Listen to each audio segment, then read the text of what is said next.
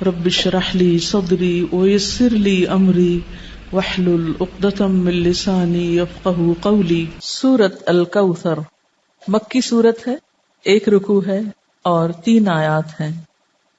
اس سورت کا دوسرا نام سورۃ النحر بھی ہے۔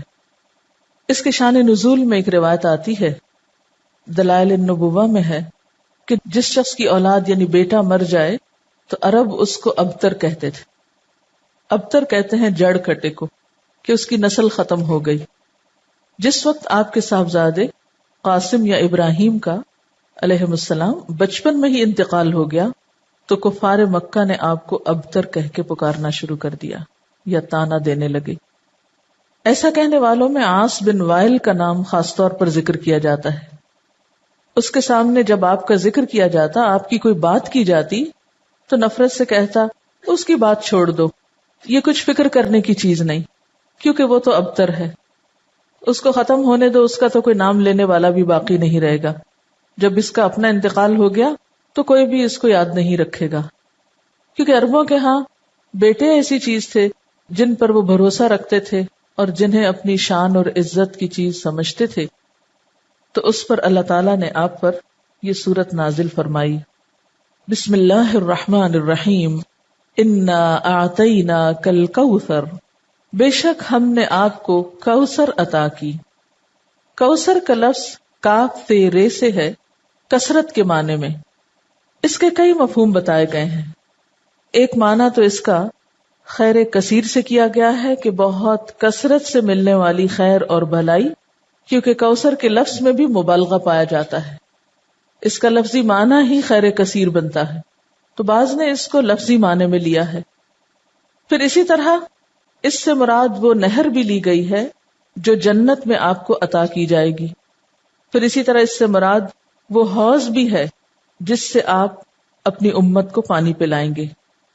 ابن کثیر نے کوثر سے مراد خیر کثیر ہی لیا ہے، کیونکہ خیر کثیر میں پھر ساری چیزیں آ جاتی ہیں، وہ جنت کی نہر بھی آ جاتی ہے، حوض کوثر بھی آ جاتا ہے، اور آپ کو جو فتوحات دنیا میں نصیب ہوئی، اسلام کا بول بالا ہوا، آپ کا مشن آپ کی زندگی میں مکمل ہوا، یہ تمام چیزیں اس ایک لفظ میں شامل ہو جاتی ہیں۔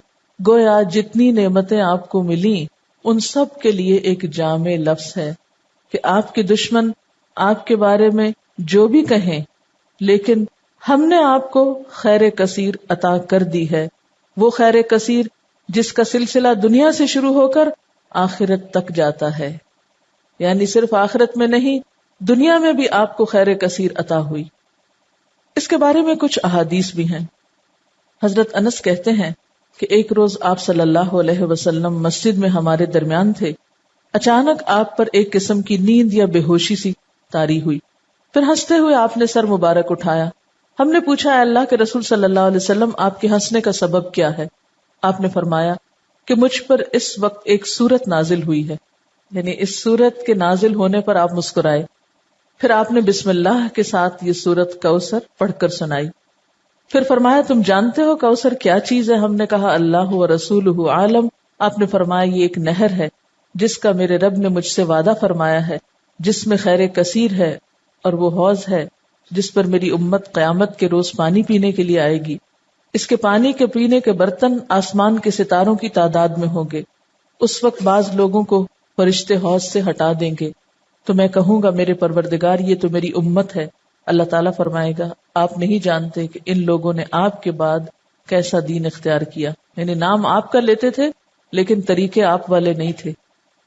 بہرحال اس نہر کے بارے میں معراج کے واقعے میں بھی کچھ تفصیلات ملتی ہیں۔ بخاری کی روایت ہے، آپ صلی اللہ علیہ وسلم نے معراج کے واقعے میں فرمایا، میں ایک نہر پہ پہنچا جس کے دونوں کناروں پر خولدار موتیوں کے ڈیرے لگے تھے۔ میں نے جبریل سے پوچھا یہ نہر کیا ہے؟ اس نے جواب دیا یہ کوثر ہے۔ یعنی آپ کو معراج کے سفر پر وہ نہر دکھائی گئی جس میں پانی بہ رہا تھا یا جو بھی چیز، مگر اس کے کناروں کے اوپر خولدار موتی تھے۔ سیدنا ابو عبیدہ نے حضرت عائشہ سے پوچھا کہ کوثر سے کیا مراد ہے؟ انہوں نے کہا کوثر سے ہر وہ بھلائی مراد ہے جو اللہ نے آپ کو عطا کی۔ ابو بشیر کہتے ہیں کہ میں نے سعید بن جبیر سے کہا، یعنی مختلف لوگ اس کے بارے میں سوال جواب کرتے رہے کہ لوگ کہتے ہیں کہ کوثر جنت میں ایک نہر کا نام ہے. سعید نے جواب دیا جنت والی نہر بھی اس بھلائی میں داخل ہے جو اللہ نے آپ کو عطا کی ہے. گویا مختلف آراء ہیں اس بارے میں، لیکن حقیقت یہ ہے کہ اس میں وہ تمام بھلائیاں شامل ہیں جو اللہ سبحانہ وتعالی نے رسول اللہ صلی اللہ علیہ وسلم کو عطا کی. آخرت کی بھلائیوں کے علاوہ دنیا کی بھلائیاں اگر آپ دیکھیے جن کا ذکر اور پھر اس سے پہلے بھی وَالضُّحَىٰ وَاللَّيْلِ إِذَا سَجَىٰ مَا وَدَّعَكَ رَبُّكَ وَمَا قَلَىٰ وَلَلْآخِرَةُ خَيْرٌ لَكَ مِنَ الْأُولَىٰ وَلَسَوْفَ يُعْطِيكَ رَبُّكَ فَتَرْضَىٰ. تو یہ جو ہے وَلَسَوْفَ يُعْطِيكَ رَبُّكَ فَتَرْضَىٰ یہ بھی اسی خیر کثیر میں شامل ہے. پھر اسی طرح أَلَمْ نَشْرَحْ لَكَ صَدْرَكَ وَوَضَعْنَا عَنْكَ وِزْرَكَ الَّذِي أَنقَضَ ظَهْرَكَ وَرَفَعْنَا لَكَ ذِكْرَكَ یہ بھی خیر کثیر میں شامل ہے جو آپ صلی اللہ علیہ وسلم کو عطا ہوا. آپ کو قرآن جیسی نعمت دی گئی اور صحابہ کرام جیسے مخلص ترین ساتھی عطا ہوئے جنہوں نے اپنی جانیں قربان کر کے اس مشن کو پروان چڑھایا جو آپ اللہ کی طرف سے لے کر آئے تھے. اب بات یہ ہے کہ جب بھی کسی کو کوئی نعمت ملے تو اسے کیا کرنا چاہیے؟ اس کا حق ادا کرنا چاہیے. اور کسی نعمت کا حق کب ادا ہوتا ہے؟ جب انسان اللہ کی مرضی اور اطاعت کے کام کرتا ہے. اس لیے فرمایا فَصَلِّ لِرَبِّكَ وَانْحَرْ پس نماز پڑھیے اپنے رب کے لیے اور قربانی کیجیے. اس سے ایک بہت بڑے سوال کا جواب ملتا ہے کہ اللہ کا شکر کیسے ادا کیا جائے. آپ کو بھی خیر کثیر مل رہی ہے قرآن کی نعمت، تو اس کے شکرانے کے لیے بھی خاص نوافل پڑھنے ہیں، ٹھیک ہے، اور اس کے ساتھ صدقہ بھی کرنا ہے کیونکہ اسی طرح شکرانہ ادا کیا جاتا ہے. ایک طرف بندہ اللہ کا حق نہ بھولے اور دوسری طرف بندوں کا نہ بھولے. عام طور پر اس موقع پر خوشی منائی جاتی ہے اور پھر خوشی منانے میں سب کچھ اپنے اوپر ہی خرچ کر لیا جاتا ہے. یہ صرف چند ظاہری مخصوص چیزوں سے خوشی منانے کا تصور سامنے آتا ہے، جبکہ خوشی منانے کے کئی طریقے ہیں اور خاص طور پر محروم لوگوں کو ایسے موقعوں پہ یاد رکھنا. مسلمان کی زندگی میں تو جو بھی خوشی کا موقع آتا ہے وہ تنہا نہیں مناتا اس کو. اسی لیے چھوٹی عید ہو بڑی عید ہو دونوں میں آپ نمازیں پڑھتے ہیں، ایک میں صدقہ فطر ادا کرتے ہیں، دوسرے میں قربانی کرتے ہیں. اس کے علاوہ بھی جو بن پڑے یتیموں، غریبوں، مسکینوں اور ضرورت مند افراد کو دیتے ہیں.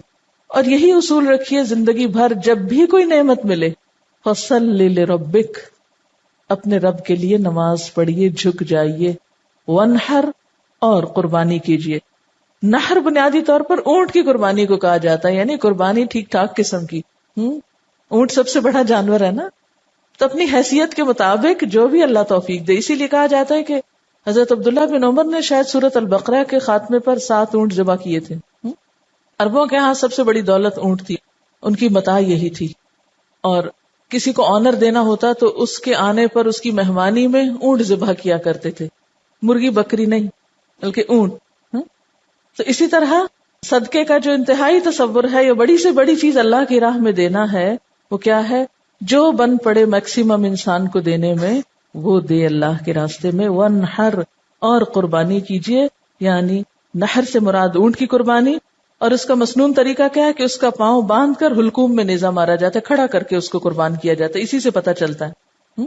ویسے تو قربانی کے لیے اور لفظ بھی آتے ہیں نا، لیکن یہاں نحر سے خود بخود واضح ہو رہا ہے کہ یہ اونٹ کی، کیونکہ صرف اونٹ کو اس طرح ذبح کیا جاتا ہے، باقی جانوروں کو لٹا کے ذبح کیا جاتا ہے.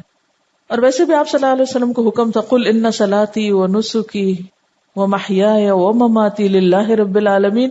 تو فصل لربك دکھاوے کی نماز نہیں، وہ جو پچھلی صورت میں آئی ہے الذين هم يراؤون ويمنعون الماعون. ایک تو اپنے اندر کے حرص اور بخل ختم کرنے ہیں، اور دوسری طرف دکھاوے کی نماز نہیں، فصل لربک کرنی ہے، ونحر اور قربانی بھی اپنے رب کے لیے کرنی ہے. نتیجہ کیا نکلے گا؟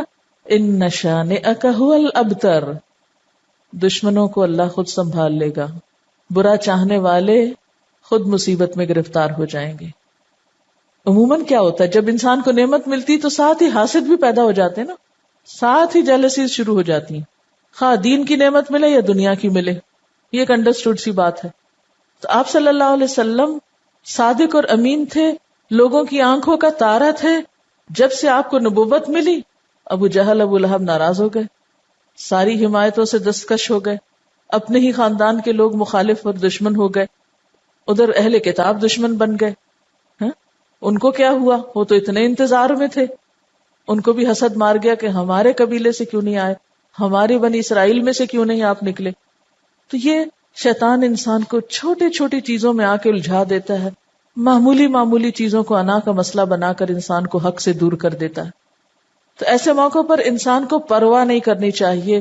اللہ جو بھی نعمت عطا کرے، خیر کثیر پھر دین ہی کے کانٹیکسٹ میں ہے، کیونکہ آپ صلی اللہ علیہ وسلم کو تو سب سے بڑا انعام خاتم النبیین ہونے کا آنر ملا تھا، اور آپ پر دین مکمل ہوا تھا، سب سے بہترین کتاب آپ پر اتاری گئی تھی. تو یہ سب کچھ خیر کثیر میں آتا ہے.